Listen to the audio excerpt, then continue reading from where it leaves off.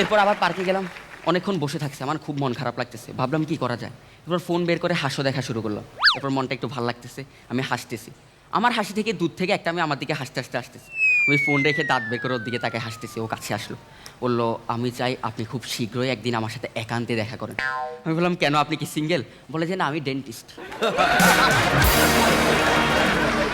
এটা নতুন কিছু না, এই দাঁত নিয়ে ভাই আমি অনেক প্যারায় আছি। আমার জীবনের প্রথম প্রেম, দীর্ঘ 10 দিনের প্রেম, আমার ব্রেকআপ হয়ে গেছে। কিভাবে জানেন? 10 দিনের দিন আমি ভুলে দাঁত বের করে হেসে দিয়েছিলাম, মেয়েটা বেহুশ হয়ে গেছে। আমার মনে হয় কি জানেন, আমি এক প্লেট বিরিয়ানি আর আমার দাঁত হচ্ছে এলাচি।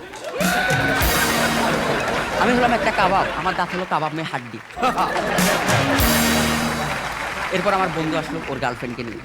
ওর গার্লফ্রেন্ড, আমার বন্ধু যদি আমার ক্লাসমেট, ও আমার 2 বছরের ছোট। ওর গার্লফ্রেন্ড মনে হচ্ছে আবার ওর থেকে 2-3 বছরের ছোট। দেখে মনে হয় ক্লাস মেয়ে, ক্লাস করতেছিল, টেনে নিয়ে আনছে, এমন এক অবস্থা।